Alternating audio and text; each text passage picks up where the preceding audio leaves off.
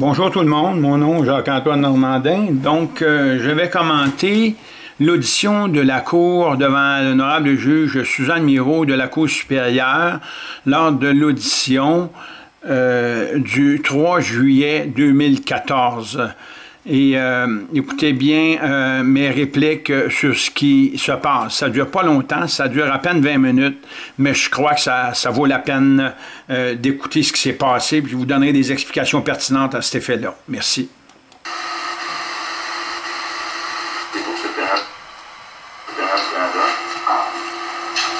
Michel Lebrun pour M. Normandin et sa compagnie. Parfait. Que puis-je faire pour vous? Un avis d'appel que mon collègue a signifié dans les dossiers de M. Normandin. Oui. C'est un appel en vertu des articles 813 et suivants du Code criminel. Il va falloir que vous m'ayez dit. De quoi s'agit-il? Il s'agit d'un appel d'un jugement ex parte qu'a rendu Mme la juge Beauchesne pour des infractions de non-production de rapports d'impôts d'impôts sur le revenu. Tel que le prévoit le règlement de procédure de la Cour supérieure en matière criminelle, je crois que c'est à son article 32 ou 33. Le dossier est toujours fixé dans les 20 jours de l'inscription en appel, il est fixé à la première date possible en Cour supérieure.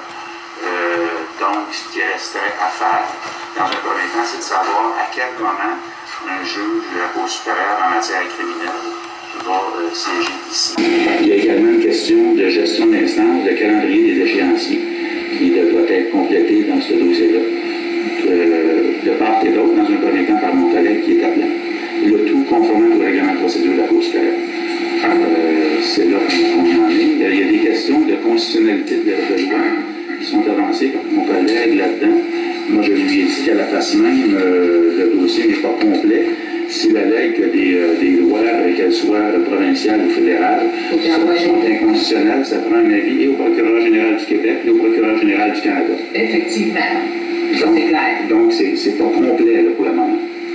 Je pense qu'à ce moment-là, avant de fixer une date devant un collègue qui siège en matière criminelle, il faudrait que le dossier soit complet. Je le pense. Donc, il va falloir vous envoyer vos avis. C'est des avis 30 jours. Oui. Écoutez, dans ce fameux dossier-là, si on se réfère à la déclaration de Maître Benoît Pelletier, ancien ministre et député du Québec, qui a déclaré lors de la demande de Stephen Harper d'inconstitutionnaliser la loi 99, qui est un chapitre de loi qui est le chapitre de loi 99. Sa demande avait été formulée en Cour supérieure au mois de décembre 2013 et a été rejetée. Benoît Pelletier a dit que le fédéral n'est pas lié aux lois du Québec, donc ni aux lois ni à la Constitution du Québec. Si le fédéral n'est pas lié aux lois et à la Constitution du Québec, comme il l'a révélé publiquement, bien automatiquement, dans le dossier en question, la Cour du Québec n'a pas juridiction, ainsi que la juge Julie Beauchesne n'a pas plus juridiction de m'avoir condamné pour emprisonnement et de m'avoir condamné à 10 000 $ d'amende. Et si je ne paye pas l'amende, je devrais être emprisonné à partir du 3 septembre 2014. Donc, c'est certain que la juge Mirault ne peut pas accepter qu'une décision rendue en Cour du Québec dans son état inconstitutionnel et anticonstitutionnel s'applique, puis alors qu'elle ne veut pas tout simplement s'engager à reconnaître l'inconstitutionnalité de la Cour du Québec et de la juridiction de la juge Julie Beauchesne dans son jugement et dans sa fonction de juge à la Cour du Québec dans le dossier qui nous concerne présentement. On continue. En vertu 95 du Code de procédure civile. Oui. Remarquez que c'est pas prévu dans les règles de la Cour supérieure sous... Non, mais c'est prévu dans le Code de procédure civile, par exemple. Oui. Vous savez, le Code de procédure civile, comme le Code de procédure de la Cour supérieure ou les règles de la Cour supérieure, sont fondés tout simplement sur des projets de loi. Il n'y a aucune loi. C'est Maître Benoît Pelletier qui l'a révélé lui-même. Il n'y a pas de loi au Québec. Ils ont attaqué tout simplement le projet de loi 99 pour le déclarer inconstitutionnel, alors que les notaires, les juges et les avocats, dans toutes les procédures judiciaires et notariées ici au Québec, qualifient encore le Québec de province contre la loi E20.2 qui fait du Québec un État, un pays. Et à partir de là, en trompant la population, le fédéral a tout simplement trouvé une façon de pardonner le Québec en qualifiant faussement le Québec de province par le règlement CRC, chapitre 391. Le règlement CRC, chapitre 391 du fédéral, maintient la désignation du statut de province pour l'État du Québec afin que les passeports, les allocations familiales, l'assurance chômage, l'impôt sur le revenu, les taxes fédérales, les allocations familiales soient toujours applicables du fédéral au Québec, alors que Benoît Pelletier lui-même a révélé à Radio-Canada, quand Stephen Harper a voulu tout simplement inconstitutionnaliser le projet de loi 99, Maître Benoît Pelletier a révélé que le fédéral n'était pas lié au Québec. Donc, s'il n'était pas lié au Québec, il n'avait pas à abroger l'article 93 de la Constitution canadienne en 1997. Et Pauline Marois ainsi que le gouverneur général Leblanc, c'était son prénom ne me revient pas, Roméo Leblanc, et Jacques Brassard ont abrogé l'article 93 alors que le fédéral n'est pas lié au Québec. Et ça, c'est une déclaration formelle de Benoît Pelletier et c'est enregistré et c'est public. On continue. Oui, sûrement, mais on est en pénal. Et j'ai pas d'objection à faire, sauf que dans la vie d'appel, on nous demande de déclarer tous les moyens. Alors, tous les moyens sont déclarés.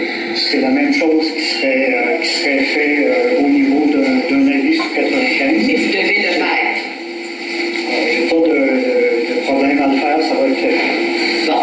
Donc, ce que je suggère, c'est à ce moment-là de refixer ça au format à une date pour vérifier qu'effectivement les avis ont bien été envoyés. Oui. Et de toute façon, si le procureur général du Québec ou le procureur général du Canada veut intervenir, ça ne donne rien de fixer des dates.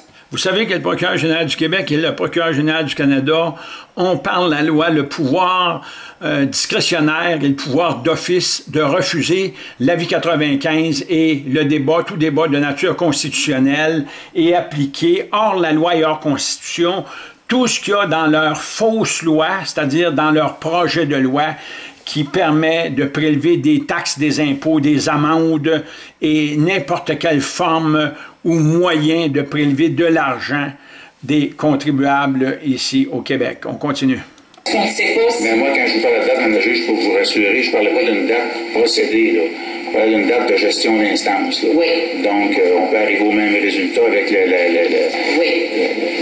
Voyez-vous, tout se fait sur la gestion, rien se fait en vertu du droit, tout se fait sur la fonction, sur l'administration de la justice, sur la façon dont la justice va administrer ses crocheries, ses escroqueries contre la population. Le droit n'existe pas dans leur fonction et c'est bien dit. L'article 24.2 de la Charte canadienne supprime tous les droits au Canada d'un océan à l'autre et automatiquement, c'est l'article 33 et l'article 24.2 protège de révéler cette vérité-là. Donc, l'article 33 de la Charte canadienne supprime les droits, l'article 24.2 de la Charte canadienne empêche de dire la vérité sur la suppression des droits d'un océan à l'autre du Canada. Et l'article 2858 du Code civil du Québec dit la même chose, qu'il est interdit de révéler les vérités qui déconsidèrent l'administration de la justice, qui, elle, cette administration de la justice-là, rend des avis juridiques à la législature qui fait la demande auprès des tribunaux s'ils ont un conflit entre l'opposition et le parti au pouvoir sur un projet de loi quelconque. On continue. La méthode que vous proposez, c'est évident qu'à la prochaine date, minimalement, il doit y avoir eu dépôt, signification et dépôt des avis aux autorités concernées, PG Québec, PG Canada, copie à nous. Et par le fait même également, je pense que pour ne pas perdre de temps, il serait sage si on pouvait obtenir la transcription là, de ce qui s'est passé en première instance. D'ailleurs, votre collègue, la juge Beauchamp, est saisie ce matin de la suite des procédures au niveau de l'imposition de la peine. Et elle entend procéder ce matin sur l'imposition de la peine. L'imposition de la peine, c'est l'emprisonnement. Ils veulent que je paye 10 000 $ d'amende. Je viens de comparaître, justement, cette semaine, mercredi dernier, et c'est en cour supérieure au palais de justice de Granby, le 27 août dernier, et on m'a tout simplement proposé une façon de payer l'amende de 10 000 $ et d'oublier toute la question d'inconstitutionnalité de l'Assemblée nationale, des juges de la Cour du Québec et tout ça, ainsi que de la fiscalité, de l'impôt sur le revenu, et pour ne pas faire de prison. Puis là, ben, ils me demandent tout simplement de leur donner environ 1000 $ par mois et tout ça, alors que je suis un humain. Ils n'ont pas respecté le fait que je suis un humain. Ils n'ont pas respecté le jugement du juge Godbout. Ils n'ont pas respecté l'article 15 du Code criminel. Ils n'ont pas respecté la loi E20.2 du Québec. Ils n'ont pas respecté mes affidavits circonstanciés. Ils n'ont absolument rien respecté. Ils l'ont tout rejeté du revers de la main. Donc, il y a un télégramme qui a été expédié hier. Donc, hier, c'était le 28 août. Donc, c'est hier, le 28 août, que j'ai expédié un télégramme et, au procureur général du Québec et au procureur général du Canada, dans lequel je reconnais, malgré moi, que je vais être emprisonné le 3 septembre prochain à cause de la délinquance de l'administration de la justice et de l'administration politique au Québec. On continue. À M. Normandin. Donc, lorsque cela aurait été rendu, il y aurait lieu également de demander la transcription de ça.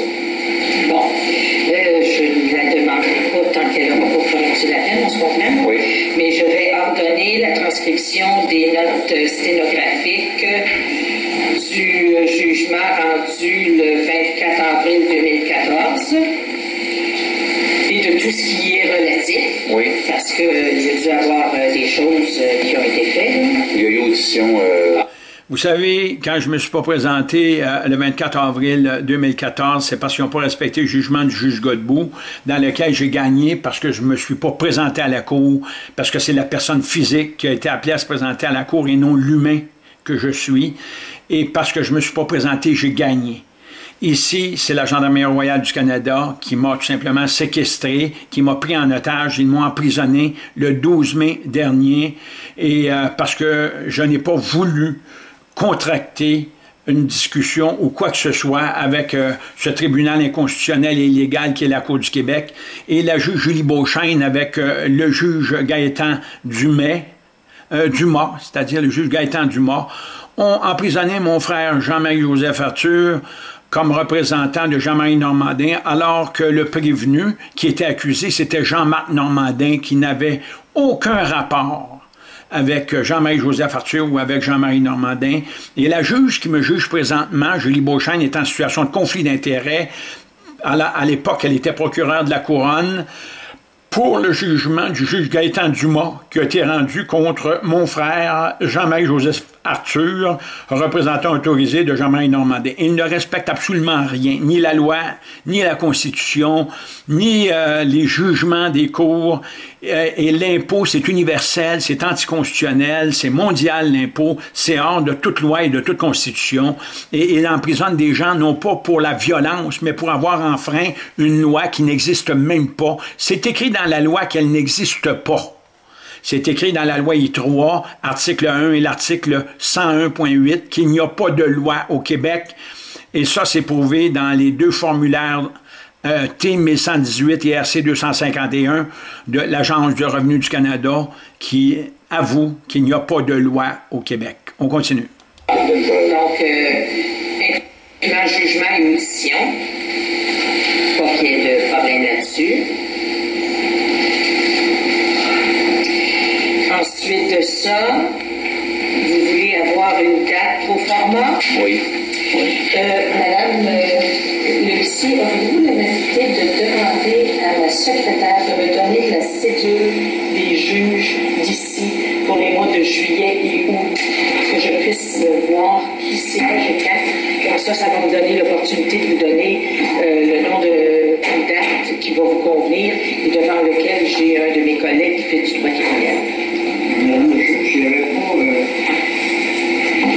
une conclusion dans la peine pour suspendre.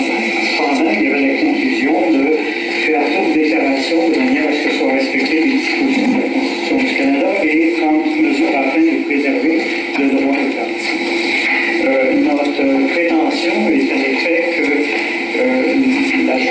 que vous plaidez sur la requête de prorogation de délai? Je suis en train de vous demander de suspendre les différentes procédures qui sont en cours du Québec. Donc, il demande de suspendre la décision, donc la condamnation qui a été tout simplement logée contre moi par le jugement de la juge Julie Beauchesne. Il demande que la condamnation d'emprisonnement soit suspendue, soit tout simplement annulée. C'est ce qu'il demande. On est présentement en cour supérieure. On n'est pas en cour du Québec. C'est la juge Suzanne Muro qui est là. Et il demande que la peine, la condamnation soit tout simplement rejetée. Et je vais vous dire le fondement de ça, Mme la juge. C'est que la juge de la Cour du Québec a agi comme une cour des poursuites sommaires. La définition de cour des poursuites sommaires réfère à la cour provinciale. Et puis la cour provinciale, c'est une cour qui est instituée en vertu d'une loi de la législature de la province de Québec. Or, notre prévention est à l'effet que la loi sur la Cour du Québec a été instituée en 1988 par le Parlement qui n'était pas la législature de la province du Québec. Et voyez-vous comment c'est important l'identité du Québec dans son statut de province ou dans son statut d'État. Donc, le gouvernement fédéral, dans son règlement au bureau du premier ministre, dans le règlement CRC, chapitre 391, ont adopté tout simplement ce règlement-là, sans sanction royale, sans absolument rien, pour continuer à désigner le Québec sous son statut de province contre la loi 20.2 qui a fait du Québec un État, un pays en l'an 2000. C'est la loi sur l'exercice des droits fondamentaux et de la prérogative du peuple du Québec et de l'État du Québec, le chapitre de loi E 20.2 qui n'a jamais été respecté et dans les actes notariés, dans les actes judiciaires des juges et des avocats du barreau du Québec, puisqu'ils disent toujours Canada, province de Québec, alors qu'ils doivent rédiger et formuler comme quoi c'est l'État du Québec. Et quand on parle de Sa Majesté, on ne parle pas de Sa Majesté la Reine du Royaume-Uni qui paye des impôts depuis 1993 au nom de Sa Majesté en Angleterre.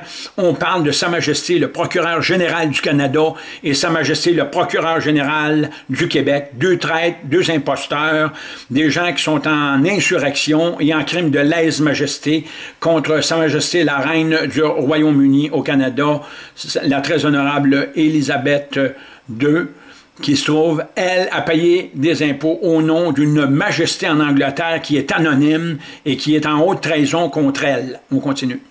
Et dans l'avis d'appel, je vous ai mentionné quelques petits éléments que j'aimerais que vous regardiez, si vous permettez. Entre autres, sur ce qui instituait la loi sur l'Assemblée nationale, qui nous dit l'Assemblée nationale et le lieutenant-gouverneur constituent le Parlement du Québec. Le Parlement du Québec assume tous les pouvoirs qui sont attribués à la législature du Québec. Alors, si on assume les pouvoirs qui sont attribués à la législature du Québec, c'est qu'on n'est pas la législature du Québec. De toute façon, ça n'a jamais été plaidé de cette façon-là. Et si vous regardez la législature du Québec, on fait référence à quoi? On fait référence à la loi sur le Conseil législatif, qui était la législature du Québec, qui comprenait les deux chambres antérieurement. Et pour vous exprimer un peu ce qu'il en est, regardez, Mme la juge. L'article 71 de la loi constitutionnelle de 1867, il existe toujours. Puis elle a toujours continué d'exister, hein, depuis 82 et même depuis 1867. Puis il y avait deux chambres. Il y avait l'Assemblée législative, puis il y avait le Conseil législatif. Et avec la loi sur le Conseil législatif, il y a une loi provinciale. Ça ne changeait pas ce qu'il y avait en Angleterre, mais il y avait une loi qui permettait à l'Assemblée législative de se prononcer pour le Conseil législatif. Alors, c'est ce que vous avez à l'article 90 et 91. L'article 91 de la loi nous dit chaque fois qu'il est prescrit ou permis que le Conseil législatif donne son avis ou son consentement, ou qu'un rapport, un message ou toute autre chose lui soit transmis ou soumis, il suffit que cet avis ou ce consentement soit donné par l'Assemblée nationale du Québec. Alors, la technique abrogé cet article-là de 91, ce qui fait que maintenant, depuis 1987, l'Assemblée nationale du Québec peut bien se dire héritier, si on veut, de l'Assemblée législative, mais elle ne peut pas parler au niveau du Conseil législatif qui existe aujourd'hui et qui n'a pas été modifié. Et c'était tellement vrai que le traité de Westminster, dans son article 7, disait qu'on ne pouvait pas toucher aux dispositions de la loi constitutionnelle de 1867, à aucun des ordres et exemples. Alors, j'ai le texte ici, je pourrais vous le mentionner, je pourrais vous le lire. Non, écoutez, là, je suis familière avec ça, mais ça vient faire quoi dans mon débat, là? Mais ça vient faire que la Cour du Québec n'est pas la législature, n'est pas instituée par la législature de la province de Québec. Et puis, en conséquence, elle ne peut pas être une cour de poursuite sommaire. Voyez-vous, ça ne peut pas être une cour de poursuite sommaire, donc ils ne peuvent pas appliquer l'emprisonnement ainsi que l'amende de 10 000 $ qui m'a été imposée par la juge Julie Beauchesne dans son jugement ex parte rendu le 24 avril 2014. On continue. Mais ça, vous le plaiderez au fond. Ça va être sûrement fascinant à entendre, mais c'est au fond, ça, là. C'est au fond, mais c'est aussi maintenant, parce qu'on vous demande maintenant de suspendre les procédures qui ont été octroyées par une cour qui n'avait pas de compétence. Et si vous prenez 5 minutes seulement pour regarder les différents éléments, vous allez voir que il y a c'est clair, seulement dans les textes, c'est clair que la Cour du Québec est instituée par le Parlement du Québec qui est constitué de 2 chambres, et puis que la loi constitutionnelle de 1867, à son article 71, dit qu'il y a toujours 2 chambres. Et vous savez bien que la loi provinciale ne pouvait pas changer ce qu'il y avait à Westminster. Et lorsqu'il s'était rapatrié le 17 avril 82, la différence qu'on voit entre l'original de la loi constitutionnelle de 67 et la réalité qui existait dans la province de Québec où il y avait seulement une chambre, mais cette différence-là, ça montre tout ce que le Parlement de l'Assemblée nationale du Québec ne pouvait pas faire. Alors, je pense que c'est des éléments importants. Et si vous voulez plus d'élaboration, ça me fera dire. Cependant, étant donné que la Constitution, c'est quand même qui gouverne, et puis que l'Assemblée nationale a été faite le 18 décembre 1982, après que la Constitution était rapatriée. Alors, elle ne pouvait pas se faire. Si elle s'est faite, c'est parce qu'il y a eu un arrangement administratif qui a continué et qui s'est continué. Mais vous savez, tout est expliqué dans le fameux livre de l'historien Frédéric Bastien, La bataille de Londres, et le gouvernement fédéral est au courant de ça, le gouvernement du Québec est aussi au courant de ça, et ce document-là n'a pas été débattu encore, ça l'a fait objet d'informations dans tous les journaux et à la télévision, alors qu'éventuellement, il va falloir ouvrir ça, parce que les juges de la Cour suprême du Canada, juge Estlé et le juge Larkin, est en situation de conflit d'intérêts, en se mêlant avec le premier ministre Trudeau et Chrétien pour faire rapatrier la Constitution du Canada ici, alors que ce rapatriement-là est un putsch administratif, c'est un crime de lèse-majesté. Ils ont forcé Sa Majesté par la menace d'être détesté par tout le peuple canadien. Ils ont forcé Sa Majesté à signer ce rapatriement de la Constitution-là, comme ils m'ont forcé à signer tous les documents pour pouvoir me faire emprisonner sur une fiscalité hors la loi, sans loi et sans constitution. On continue. On a modifié la Constitution sans la changer vraiment selon la procédure qui était établie. Alors, ça me paraît quelque chose d'important. Et puis, vous, comme juge de la Cour supérieure, c'est important de prendre connaissance de ça. Je comprends que vous n'avez pas été informé de ça, parce que l'école du barreau en parle pas. Voyez-vous, mon avocat, il est très franc, il est honnête, il vient de le dire, l'École du barreau n'en parle pas, le barreau du Québec n'en parle pas, la faculté de droit des universités aujourd'hui au Québec ne parle pas de ça non plus. C'est tenu secret pour toute la population, autant comme pour plusieurs avocats et plusieurs juges. On continue.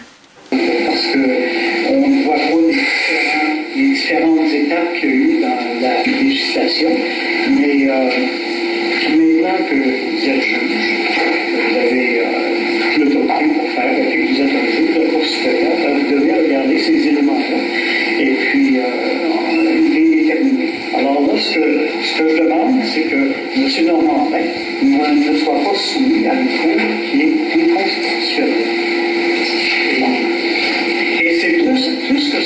Voyez-vous, il demande que je ne sois pas jugé et que je purge une peine, ainsi de suite, dans une institution d'une cour de justice qui est inconstitutionnelle. Et c'est un avocat qui le dit, c'est pas moi, c'est maître Michel Lebrun de l'île Perrot qui a accepté de prendre mon dossier. Il ne dit pas des blagues, c'est pas des mensonges qu'il dit à la population. Il n'y a pas de constitution ici et la Cour du Québec est inconstitutionnelle. Il le dit lui-même et il est membre du barreau du Québec. Je vous répète, mais ça va être sûrement fascinant au fond. Mais moi, là, je suis sur la question de suspendre les procédures devant la Cour du Québec. Exactement. Il doit suspendre les procédures parce que par les informations que mon avocat vient de lui donner, elle est obligée de suspendre les procédures et on va continuer. Vous allez voir ce qu'elle va faire. Mais ce que je vous dis, c'est... Je vais vous permettre de reparler maintenant. Plus mon collègue explique son point, plus on voit l'importance des avis. Ah, ça, c'est essentiel. Oui, ça, vous n'avez pas besoin de me convaincre de ça. Voyez-vous, c'est la procédure qui est importante. C'est pas les droits, c'est pas la loi, c'est la procédure judiciaire. C'est le procureur général. Et le procureur général du Canada, comme le procureur général du Québec, ont un pouvoir d'office, un pouvoir discrétionnaire qui leur permet de rejeter l'avis 95 qui a été déposé par mon avocat et qui est un débat de nature constitutionnelle sur l'inconstitutionnalité de l'Assemblée nationale et sur l'inconstitutionnalité de la Cour du Québec et des juges de la Cour du Québec. On continue. Ce que je vais vous demander, c'est que si c'est toujours son intention de plaider ça au fond, c'est qu'il soit ordonné la production de ces avis-là. C'est pas plus compliqué que ça. Mais là, sur la question de demande de suspension des procédures en première instance, je ne vois pas par quelle subtilité juridique mon collègue peut vous demander ça. Il n'y a pas de subtilité juridique. Juridique veut dire effet de droit. Il n'y a aucun effet de droit ici, que ce soit à la Cour du Québec ou à la Cour supérieure. Donc, il utilise la procédure pour maintenir encore la condamnation. C'est la condamnation qu'ils maintiennent, peu importe le fait que la Cour du Québec et les juges de la Cour du Québec sont inconstitutionnels et illégales dans leur juridiction. On continue. La juge Beauchesne, elle est dûment nommée en vertu de la loi sur la Cour du Québec. Il n'y a pas de loi et sa nomination est complètement inconstitutionnelle et anticonstitutionnelle. Elle est autorisée à agir en vertu des dispositions du... Son autorisation est complètement inconstitutionnelle et anticonstitutionnelle et Maître Guy Fontaine ne veut pas le révéler. Il travaille pour le procureur général du Canada. Son bureau est au complexe Guy Favreau à Montréal. On continue. Criminelle, elle est un juge de la Cour des poursuites sommaires pour l'instance qui est en première instance. Les poursuites sommaires, comme l'a dit mon avocat tantôt, il a dit que ça ne s'applique pas parce que c'est des poursuites sommaires qui sont censées s'appliquer pour la province de Québec, alors que c'est le Parlement du Québec qui a créé la Cour du Québec. Et c'est ce que mon avocat a pu révéler en 1984, je crois, si ma mémoire est bonne. Donc, les poursuites sommaires complètement inconstitutionnelles et anticonstitutionnelles, ainsi que le jugement de la juge Julie Beauchesne. Devant elle, je ne vois pas par quelle subtilité la Cour supérieure peut arriver ce matin et dire on va suspendre les procédures, on va suspendre le prononcé de la peine. Ça se fait pas, ça existe. Le prononcé de la peine se suspend quand un système est déclaré illégal et inconstitutionnel si c'est déjà annoncé en Cour supérieure. Donc, je vous dis aujourd'hui, ça va coûter une fortune au gouvernement et surtout à l'administration de la justice du Québec. Ils devront payer beaucoup d'argent à chaque citoyen et citoyenne du Québec de 0 à 110 ans. ils vont payer pour tout le monde pour les mensonges qu'ils nous font payer actuellement là, dans ce procès-là. On continue. Et de toute façon, elle a été claire tantôt. Mon collègue a présenté les mêmes arguments devant elle. Elle a eu la même réception que moi j'ai face à ça. Elle lui a parlé d'avis 95. Elle a dit qu'elle entendait disposer du dossier ce matin et imposer la peine. Si jamais il rend l'appel de la peine, il joindra l'appel sur le verdict et l'appel sans appel.